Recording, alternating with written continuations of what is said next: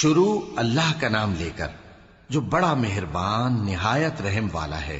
کاف ہا یا عین صاد، یہ تمہارے پروردگار کی مہربانی کا بیان ہے جو اس نے اپنے بندے زکریا پر کی تھی جب انہوں نے اپنے پروردگار کو دبی آواز سے پکارا اور کہا کہ اے میرے پروردگار، میری ہڈیاں بڑھاپے کے سبب کمزور ہو گئی ہیں اور سر سفید بالوں کی وجہ سے چمکنے لگا ہے، اور اے میرے پروردگار، میں تجھ سے مانگ کر کبھی محروم نہیں رہا، اور میں اپنے بعد اپنے بھائی بندوں سے ڈرتا ہوں، اور میری بیوی بانجھ ہے، پھر بھی مجھے اپنے پاس سے ایک وارث عطا فرما جو میری اور اولاد یعقوب کی میراث کا مالک ہو، اور اے میرے پروردگار اس کو خوش اخلاق بنائیو۔ فرمایا اے زکریا، ہم تم کو ایک لڑکے کی بشارت دیتے ہیں جس کا نام یحییٰ ہوگا، اس سے پہلے ہم نے اس نام کا کوئی شخص پیدا نہیں کیا۔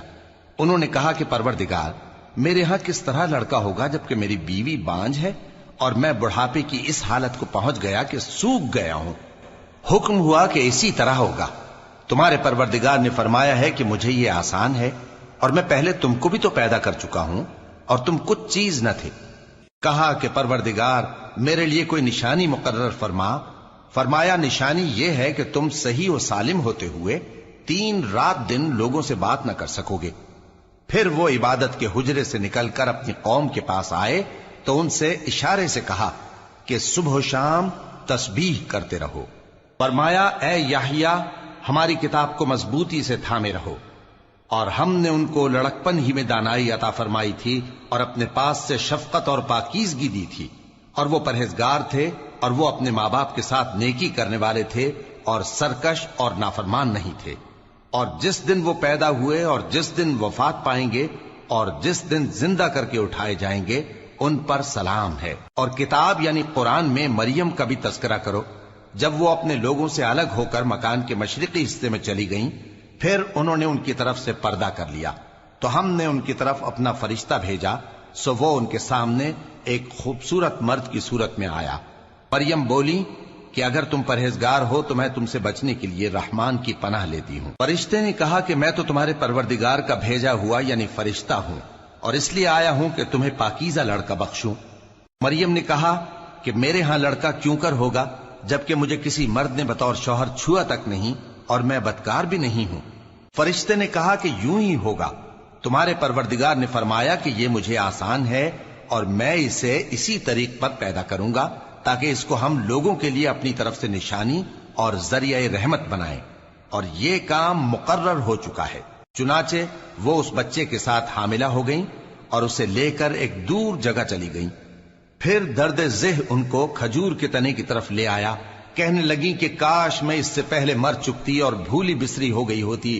تب ان کے ٹیلے کے نیچے کی جانب سے فرشتے نے ان کو آواز دی کہ غمناک نہ ہو، تمہارے پروردگار نے تمہارے نیچے ایک چشمہ پیدا کر دیا ہے، اور کھجور کے تنے کو پکڑ کر اپنی طرف ہلاؤ، وہ تم پر تازہ عمدہ کھجوریں گرائے گا، تو کھاؤ اور پیو اور آنکھیں ٹھنڈی کرو۔ اگر تم کسی آدمی کو دیکھو تو کہنا کہ میں نے اللہ کے لیے روزے کی منت مانی، تو آج میں کسی آدمی سے ہرگز کلام نہیں کروں گی۔ پھر وہ اس بچے کو اٹھا کر اپنی برادری والوں کے پاس لے آئیں۔ وہ کہنے لگے کہ مریم یہ تو نے برا کام کیا۔ اے ہارون کی بہن، نہ تو تیرا باپ ہی برا آدمی تھا اور نہ تیری ماں ہی بدکار تھی۔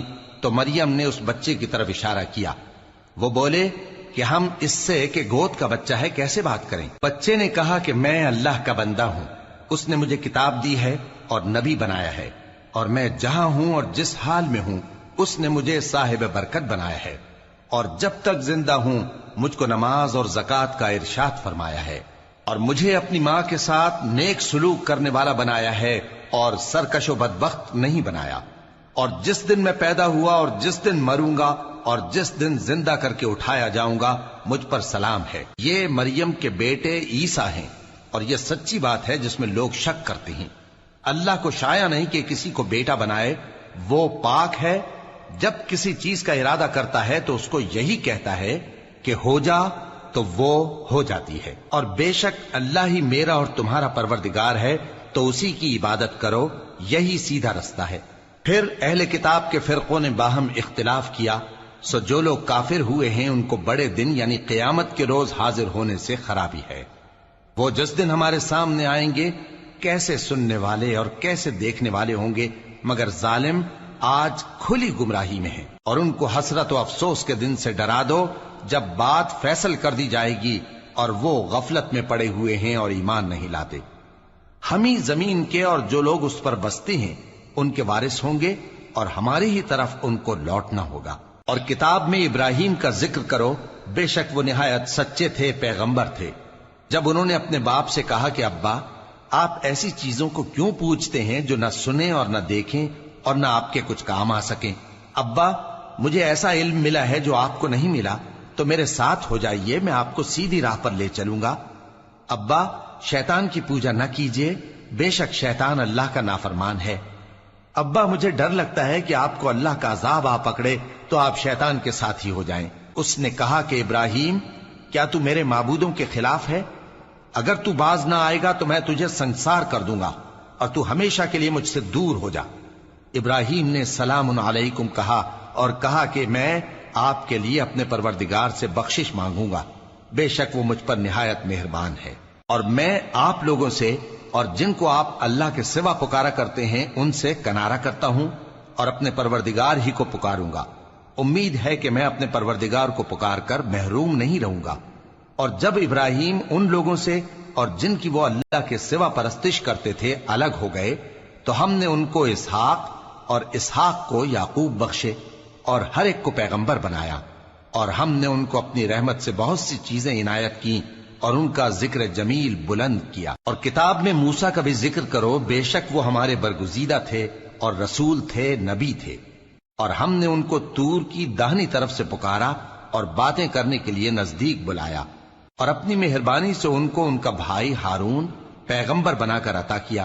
اور کتاب میں اسماعیل کا بھی ذکر کرو، وہ وعدے کے سچے اور رسول تھے، نبی تھے، اور وہ اپنے گھر والوں کو نماز اور زکوٰۃ کا حکم کرتے تھے اور اپنے پروردگار کے ہاں پسندیدہ تھے۔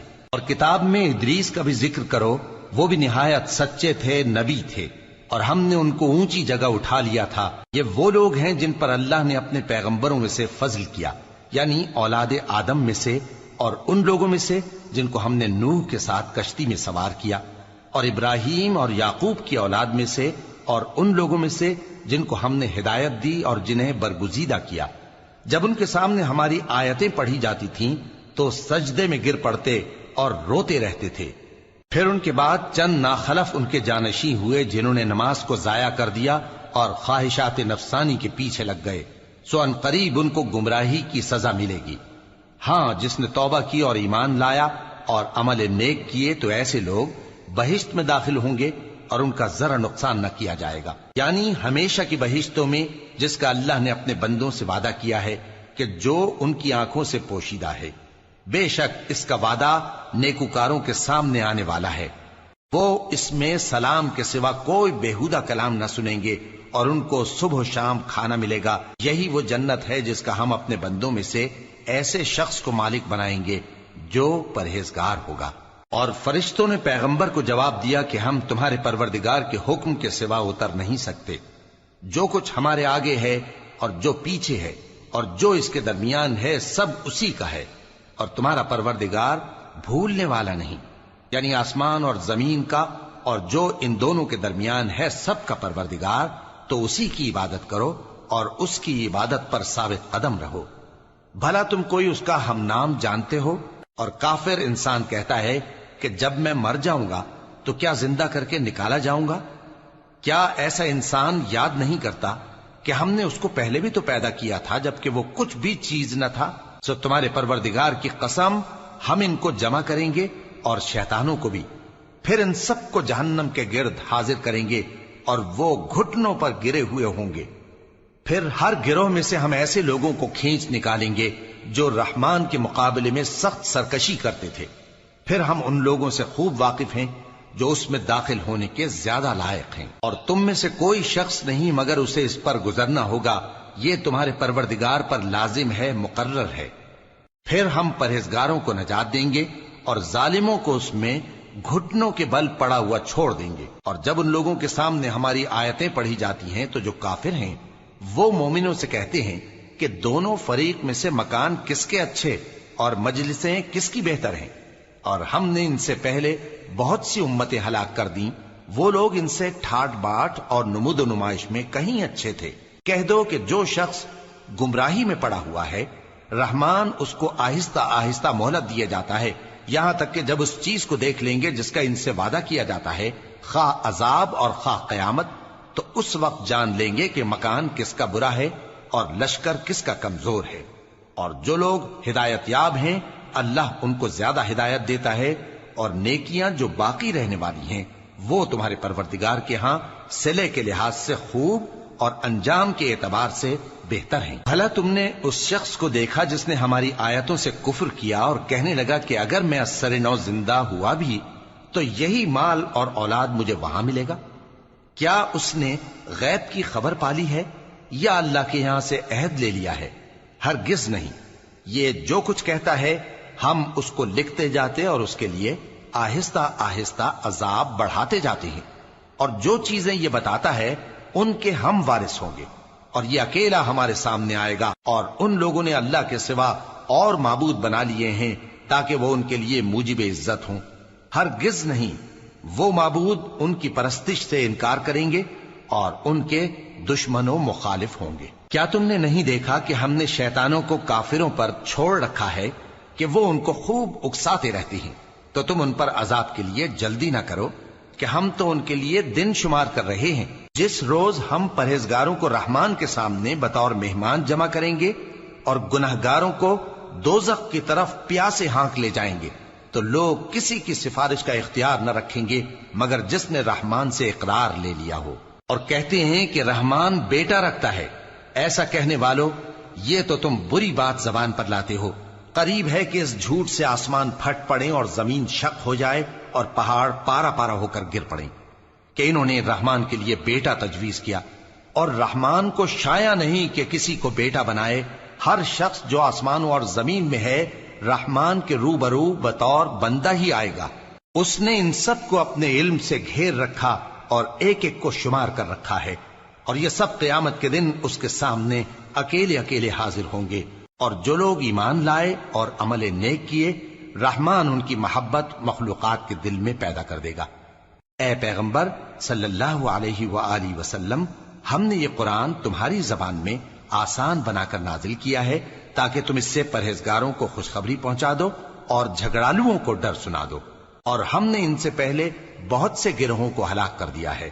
بھلا تم ان میں سے کسی کو دیکھتے ہو یا کہیں ان کی بھنک سنتے ہو؟ صدق اللہ العظیم۔